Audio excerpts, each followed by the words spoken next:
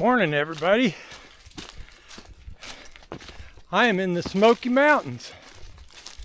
I decided to get off the root ball road, which is the hurricane mess south of Damascus, down to here, and I'll proceed south to Springer Mountain. This morning, I had the good fortune to meet a fellow thru-hiker, my first thru-hiker.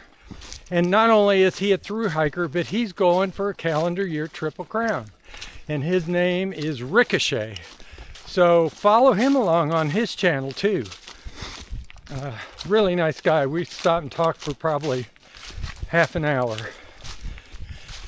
My hike this morning so far has been delightful.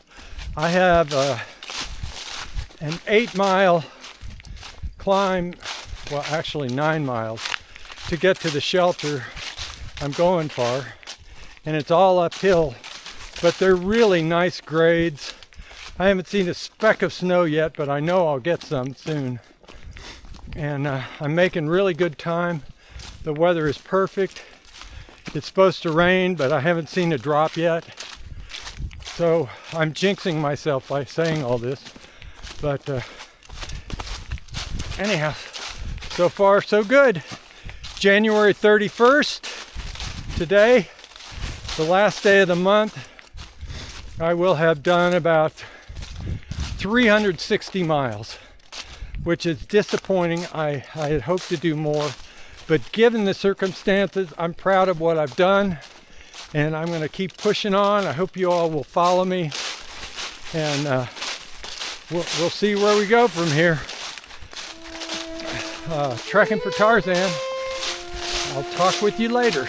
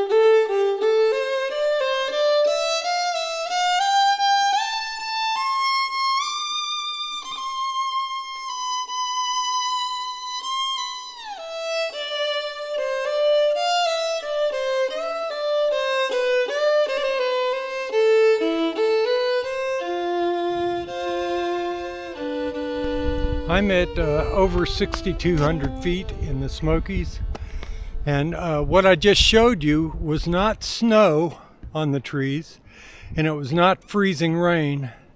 It was fog that was freezing on the trees. I think they call that rime, R-I-M-E. The temperatures have dropped significantly since I started climbing. It was 37 down at the shelter, and it's well below freezing now.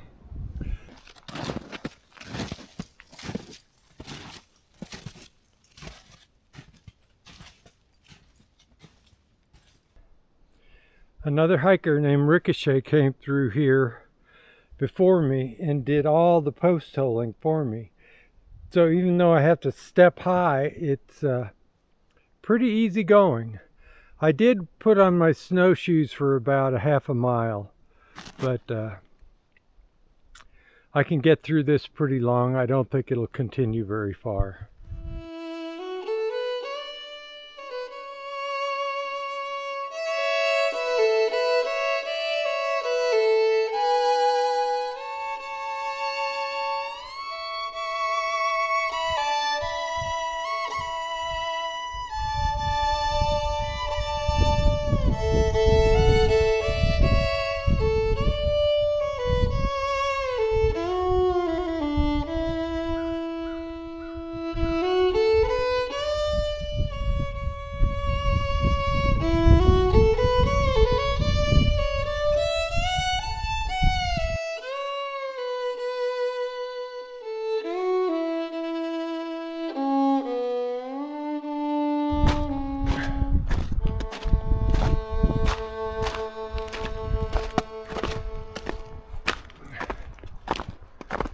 thought I'd give you an idea of what early morning hiking is like in the Smokies.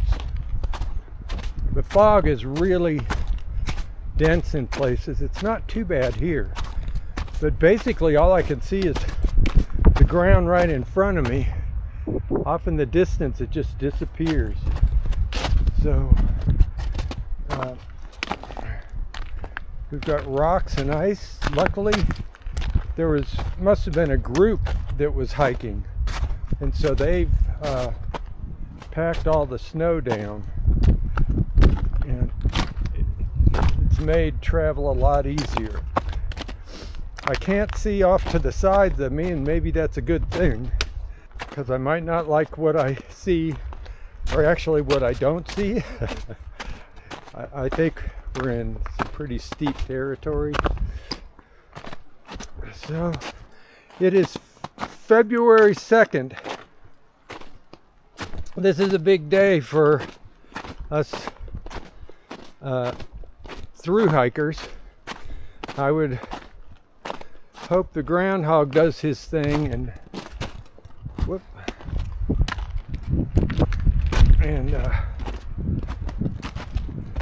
we don't have much more winter. The thing about what you wish for is, I was thinking about that the other day, when I'm in the desert and there's no water and it's 100 degrees and fires are raging, I'll probably wish I had some of this snow. But for the time being, I think I've had my fill.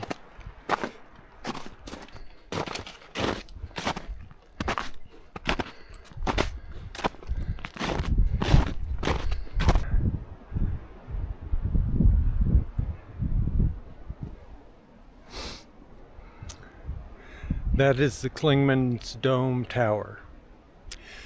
So the deal is, on the East Coast, except for spots in Maine and New Hampshire, when you get to the peaks of mountains, there's nothing to see because there's just trees.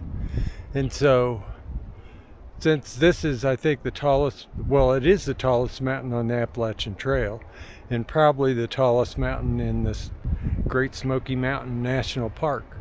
And so people would come here and they had no views. So they built that tower. All right, trucking for Tarzan, back at it.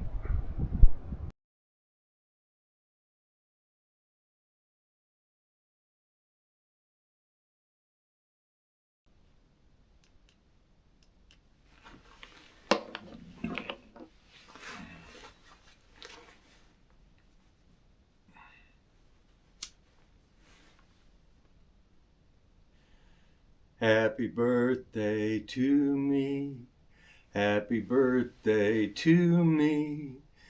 Today I turn 70. Happy birthday to me. That's my celebration for this morning. And for all you who wonder how old I am, again, I don't want to make this about how old I am. But there you go. We got 24 miles to go today. It's February 3rd. I was born in 1955, the same year as Steve Jobs and Bill Gates. I ended up on the other end of the tech spectrum. I'd be a much richer man had I not, but I'm happy. And that's where that goes. So, let me get all my gear packed up and get on the trail.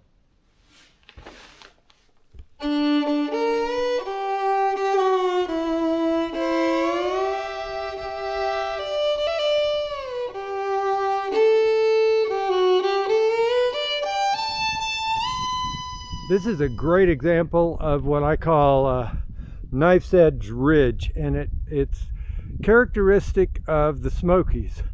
So along the top here you see the treadway. This is a north facing slope, and this is the south facing slope, and that's pretty evident because the south is getting all the sun and the snow is melted. but the Smokies have really, really steep terrain. Another thing I noted about the Smokies is the absence of tracks. In Virginia, all day long, the snow was covered with animal tracks. I think here in the Smokies, at these high elevations, the animals have, for the most part, moved down where it's warmer and where there are better food sources. Just my surmising. I don't know.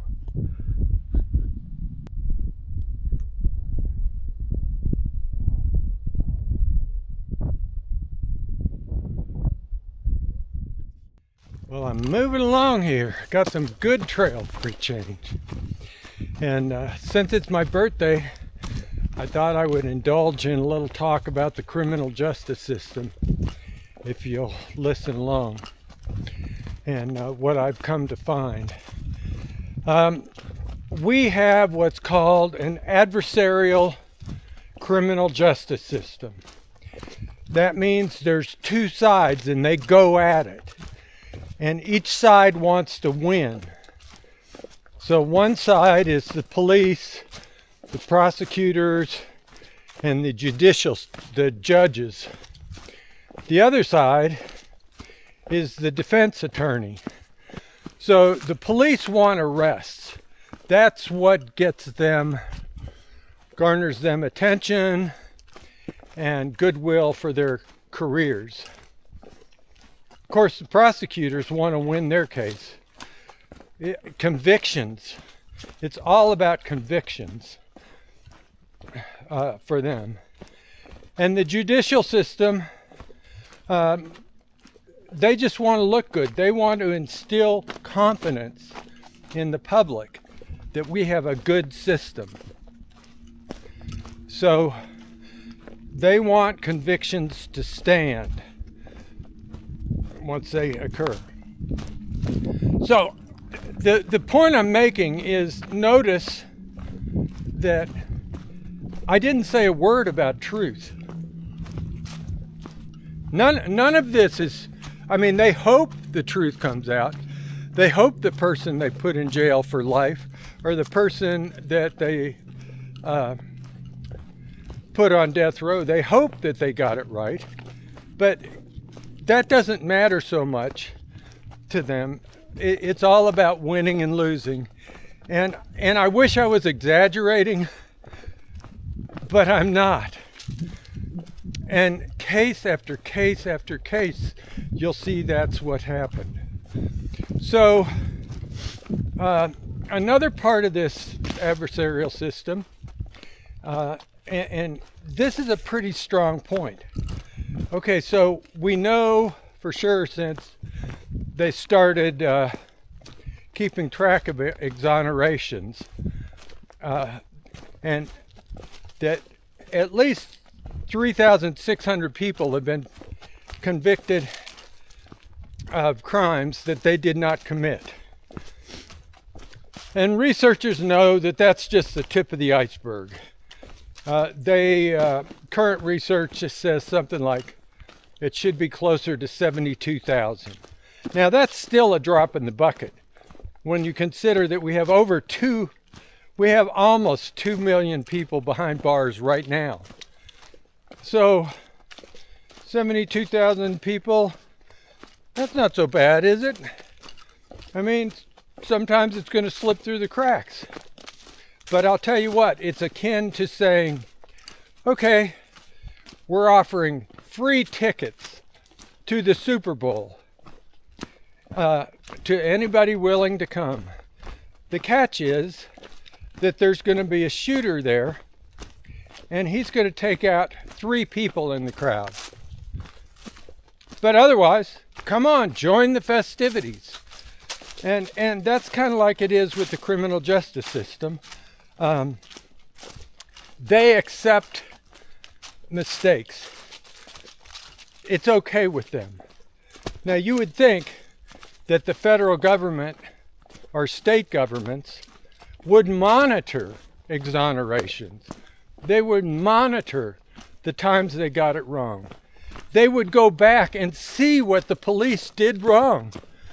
They would go see how the judge handled the trial. They would look at the prosecutor and see what sort of tactics he used that could convict an innocent person. They would look at the defense attorney. How come they didn't get this guy off? He was innocent. But there is none of that. They do not go back and look. It's swept under the rug. And the only reason we monitor exonerations at all is that certain law schools have seen that there's value in this. And people, as I've been hiking, they try to give me money, and I'm not accepting money. This is not. This is a non-profit hike. Anyhow, I probably rambled on too long anyhow. It's disappointing what I've found, that we've turned criminal justice into like a sport, a competition. And it's all about win or lose, and the truth gets swept under the rug. And it's destroying people's lives, it's destroying communities, and it's costing us, because it's not free to put somebody in prison. And there's this belief that, well, the prisons are private. There are a small percentage that are private, but they're mostly government run. And that means taxpayer dollars. So, thanks for listening to me on my 70th birthday. I'm out here having the time of my life. It's been quite an adventure, and thank you for joining along.